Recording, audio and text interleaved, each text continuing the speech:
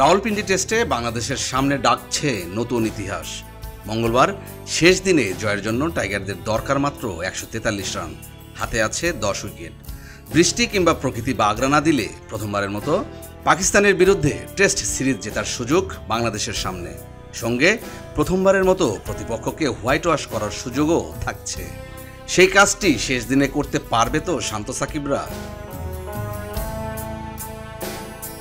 ধ্বংসস্তূপে দাঁড়িয়ে লিটন মিরাজের অবিশ্বাস্য জুটি বাংলাদেশকে ফিরিয়ে এনেছিল লড়াইয়ে। সোমবার সেখান থেকে টাইগার পেসারদের আগুন ঝরা বোলিংয়ে এবার জয়ের স্বপ্নই দেখছে সফরকারীরা। গতি, বাউন্স আর সুইংয়ে পাক ব্যাটারদের নাভিশ্বাস তুলে ছেড়েছেন বাংলাদেশের পেসাররা। পাকিস্তান দ্বিতীয় ইনিংসে অল আউট 172 রানে। এই প্রথম প্রতিপক্ষের 10 উইকেটই তুলে নিয়েছেন বাংলাদেশের পেসাররা। প্রথমবারের মতো 5 উইকেট পেয়েছেন হাসান মাহমুদ। গতির ঝলক দেখানো নাহিদের শিকার 4টি, বাকি একটি তাসকিনের। জয়ের জন্য বাংলাদেশের টার্গেট 185 রান। সে লক্ষ্যে খেলতে নেমে বিনা উইকেটে 42 রানে চতুর্থ দিনের খেলা শেষ করেছে বাংলাদেশ।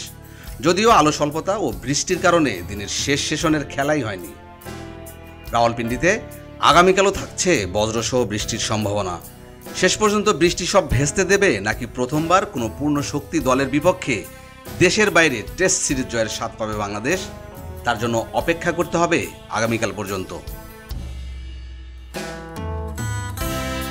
রাওয়ালপিন্ডি ক্রিকেট স্টেডিয়ামে বাংলাদেশের সম্ভাবনার ভিত গড়ে দিয়েছেন মূলত বোলাররা। প্রথম ইনিংসে 12 রানের লিড পাওয়া পাকিস্তান দ্বিতীয় ইনিংসে বাকি 8 উইকেটে যোগ করে 160 রান। উইকেট নেয়ার মিছিলে শুরুটা করেন পেসার তাসকিন আহমেদ, ফেরান সায়েম আইয়ুবকে। এরপর হাসান মাহমুদ ও নাহিদ রানার দুরন্ত বোলিং, ফলে উইকেট পড়তে থাকে নিয়মিত বিরতিতে। শেষ পর্যন্ত শেষ ব্যাটসম্যান মীর হামজাকে বিদায় করে ইনিংস শেষ করার পাশাপাশি নিজের 5 উইকেট পূর্ণ করেন হাসান মাহমুদ। পাকিস্তানের হয়ে দ্বিতীয় ইনিংসে সর্বোচ্চ 47 রান করে অপরাজিত থাকেন সালমান আগা। মোহাম্মদ রিজনের ব্যাটে আসে 43 রান। মাত্র 11 রান করা অভিজ্ঞ বাবর আজম নাহিদ রানার শিকার। 4 উইকেট শিকারে নাহিদ খরচ করেছেন 44 রান। সেখানে 5 উইকেট শিকারী হাসান মাহমুদ রান দিয়েছেন মাত্র 43।